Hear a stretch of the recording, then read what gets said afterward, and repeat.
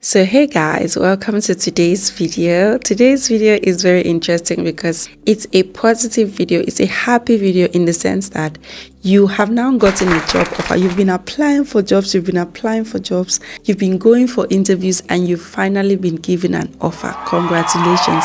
I am very proud of you. I'm so happy for you because I know that you must have gone through so much in your job application process. I have been there. I know what it means. It can be very frustrating. But when you receive that job offer, I know how the adrenaline is. Like, you're just so happy that finally it has happened. And then they are telling you that, oh, congratulations, Couscous. We were so impressed at your interview and we would like to give you an offer. And then they either make you an offer on the phone or they say, oh, we are going to send you an offer via email. And we just wanted to call you to inform you that we are selecting you for the role and we would like you to accept the offer that we give you. Sometimes they offer you the salary on the call. They say, oh, we are happy to offer you a starting salary of £30,000 or a starting salary of £35,000. How does that sound? And then you're just like, I don't know what to say. Or you're just like, I'm so happy. Thank you so much. In fact, I am happy with the £35,000. Thank you so much. Please send me the contract and then I'll sign. Really? Are you happy with that amount?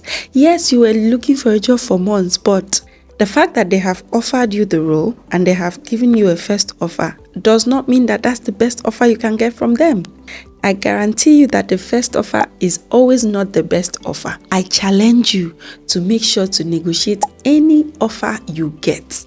Any job offer you get, if you do not negotiate, I'm not happy with you. Yes, you're going to say that, yes, Couscous is a contract manager. Couscous likes to negotiate. That's why she's talking about it. No, negotiating your salary has nothing to do with your role or your job title. Yes, I'm a contract manager, which means that I probably know how to negotiate better because I have studied negotiation, I have practiced negotiation and all of that. But that does not mean that you should not negotiate your salary offer, which is why this video is here.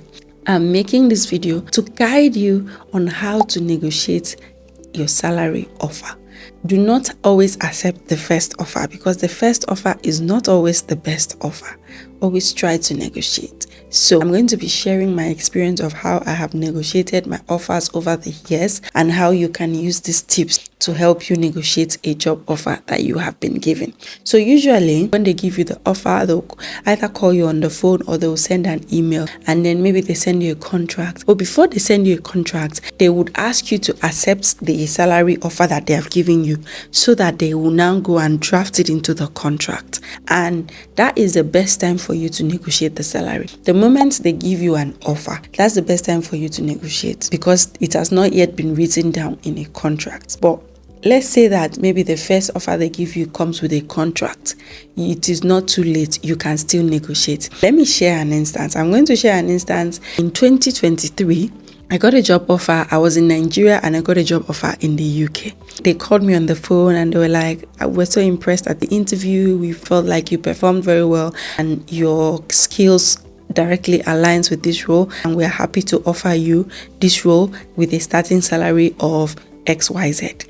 I was like, oh, thank you so much for offering me the role. I will be very happy to work with you. I'll be very happy to accept the role. However, I was thinking that the offer would be much higher considering my expertise and my experience. And they're like, oh yes, we know that you have a lot of experience, but this is the salary for the role and we would like you to accept it because this is what we offer for the role. And then I was like, oh, that's interesting and I understand you. However, I think that based on my experience and the fact that I am very qualified for this role, I would like to propose XYZ. So I proposed £5,000 on top of the initial salary offer that they gave me. And then he said, okay, no problem. I will speak to the manager and let you know what they say. I'll speak to the HR and I will convey it with you and come back to you tomorrow. So I said, okay, I'm very happy to accept the offer. And then I said, okay, I look forward to hearing back from you. So you make them know that you're very happy to work with them. You're happy to accept the offer as long as they give you the offer that you proposed, the counter offer that you proposed. On the following day, they sent me an email and said, "Oh, Couscous, it was really nice speaking with you. I discussed your proposal with the manager because I asked for 5,000 additionally. They said, oh, unfortunately, they are not able to give you up to 5,000, but they can do 2,500. I said, that's it. That's what we're talking about. Stop. So when you are proposing a counter offer, it is always better to propose maybe something slightly higher than what you want, because they might not also give you what you want, so they might step it down. So say you're asking for extra 5,000, they might not give you extra. So assuming you want additional 5,000, propose additional 7, 8 or 10,000, because they might likely not just say yes to you. So when they are now accepting, they will probably come back and say, okay, we're going to do 5, or we can only do 3,000. But if you want 3,000 and you tell them you want 3,000, they will come back and say, we can only do 1,500. We can only do 1,000 additionally. So that's how to negotiate. You just propose a counter offer, and don't just propose a counter offer without backing it up with evidence, which is why you need to research your industry. For instance, how much are they paying people of this experience? You are HR, you've been working in HR for the past 5 years. How much do they pay people with 5 years HR experience? You don't just have 5 years HR experience, you have a master's degree in HR policy and development. So it means that you have additional qualification. You've invested in yourself additionally, which of course you should reap the fruit of your investment, which means you should now have an additional salary. Assuming they want to pay everybody with 5 years HR experience £20,000, or okay, let me use a realistic salary. Assuming they want to pay everybody with 5 years HR experience £35,000, and you have 5 years HR experience, but you have a master's degree in HR policy and development, and you know that the job role actually would need all the skills that you accumulated in your master's degree HR and development, then you can say, oh, based on industry practice and also my additional master's degree qualification, I believe that a certain salary of £40,000 would be a better offer for somebody of my expertise and qualification. So always back it up with your qualification, with your expertise, with your skills and what you bring to the table. You are not begging them, you are stating the fact. Okay? And you're not going to be demanding, you are proposing. Is a proposal, because what they offered you is a proposal as well as a first offer. You have the right to put a counter offer on the table, and then the party would decide. So that was the first experience I had, and of course they came back to me and said, oh, we cannot do 5,000, but we can do 2,500. How does that sound? I was like, oh, I really wish I could get like 5,000, but I'm very happy to work with you, so I'm happy to start with this. So if I did not ask, that means that I would have left 2,500 on the table. I'm going to also share another experience. When I got my current job and they called me and said, oh, Couscous, we're very happy at your performance at the interview, and we would like to offer you XYZ. And I was like, oh, thank you so much for your offer. I'm very happy that you were impressed at my interview. However, I'm not very comfortable with the offer. I would like it to be, I did think that my offer would be at a certain level based on my experience, and I'm proposing something higher. I proposed something higher. And then they're like, oh, based on, because when they advertise job roles in the UK, if they say the job is between 30,000 and 35,000, or the job is between 40,000 and 45,000, most times they are going to offer you, the very first offer would be the least range of the payment. They are going to offer you, for if the job was 40,000 to 47,000, 40,000 to 45,000, they're going to offer you that 40,000. And then you have the right to say, oh, based on my industry experience and the skills I have and the qualifications I have, I would like to have something more. I would like to earn more than 40K. I would like to earn maybe 43 or 44 or 45. And then they would say, oh, this is what we can offer right now. You always encourage them to speak to the HR manager, or to speak to the hiring manager, or to speak to someone higher to see if they can consider that proposal, except the person you are speaking to is the decision maker. My current job, after I proposed the increase and I was not able to. So they said, after I made the proposal for, I was hoping for something more because I considered this particular salary a little too small for what I was looking at. And then she was like, okay, I'll speak to the HR. I'll confirm with the HR how much we can do so that we can come back to you the following day. And then by the time they came back to me the following day, she was like, unfortunately, I've spoken to the HR. I would have loved to approve what you requested, your proposal, but we are not able to do that because of blah, blah, blah. And then I was like, okay, I was really hoping that you're able to match my request. Since you're not able to match my request, are there any other incentives? Is there travel allowance? Is there relocation allowance? Is there any other thing that would incentivize me to be able to accept this offer? And then the fact that you ask for 5,000 and they cannot give you 5,000 does not mean you cannot ask for other things.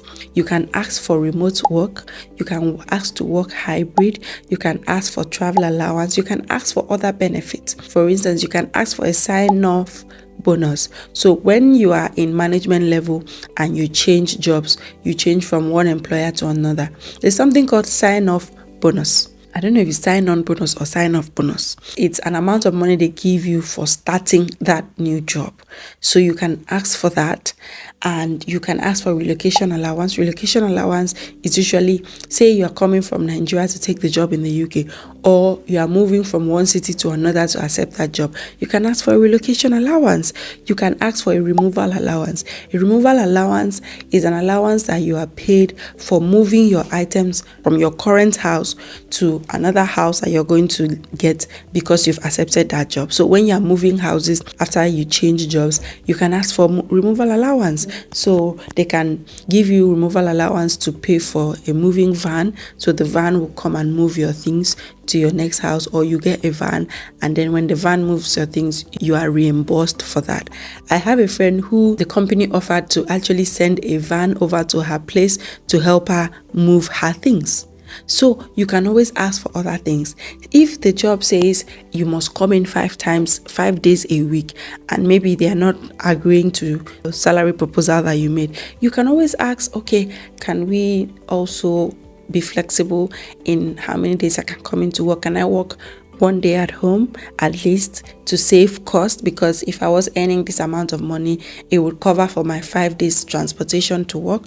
But since I'm not able to get that amount, then can I at least work from home 1 or 2 days so that I could save money on that end? You can request, if you cannot match my salary, does the company pay bonuses at the end of the year? If the company pays bonuses, you can ask them, what is the bonus arrangement? How does it work? And then you see if you can get bonuses. You can ask for so many alternatives. If it's a hybrid job, you can say, okay, because you're not able to match this specific amount that I requested, can you set up a work from home station for me, just so that I don't have to spend money buying the equipment that I need to work from home? And then, of course, I have a work from home station. Everything was paid for by my employer. So many incentives that you can request for, even if they don't want to match your salary request. Like I said, request incentives like hybrid or remote working, relocation allowance, removal allowance, joining bonus, work from home office setup, travel allowance, or accommodation. So I remember when my current employer was not able to match my salary request, I did ask what other incentives are available since you're not able to match my proposed salary. And then I know she told me, oh, there's relocation allowance, there is removal allowance, you can request for those. And then I said, what about accommodation? Because I was going to be moving from one city to another. I said, because if I need to start looking for a house, I might not be able to get a house before I start because it's very far. And then she was like, okay, they will speak to management to see if they can offer me accommodation for a month or 2, so that I can settle in and then resume. And then after I accepted the offer, they were not able to offer me accommodation because when I called the accommodation department, accommodation said, oh, unfortunately, all our accommodations are booked till the end of the year. There is no availability. I did not bulge you. I said, okay, if you are not able to give me accommodation, will you at least cover the cost of my accommodation for the first 1 or 2 months when I relocate? And that was granted. The cost of my accommodation for 2 months is even close to £2,000. And they covered that. So at the end of the day, if you're not able to get that salary increase request, you can always negotiate for other things. You can always negotiate for other perks. You can say, oh, if they say your leave allowance is 25 days, you can decide to say, okay, if you're not able to give me this, can I get at least 30 days annual leave? I know that asking for 30 days annual leave is extreme, but say they say your annual leave is 20 days, you can ask for 25 days. It's not impossible. It is not impossible. So, but the thing is, if you do not make the request, you will not know if it can be approved. So let me know in the comment section, have you ever negotiated a job offer?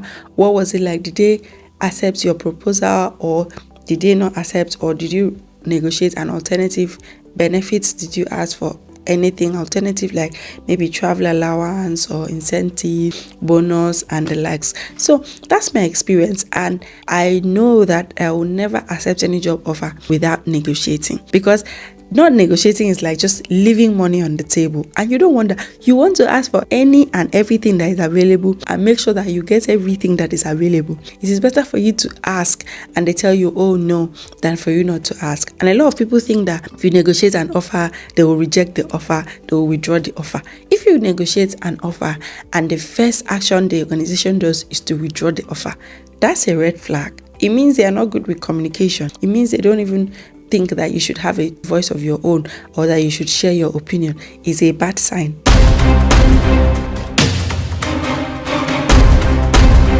for that employer.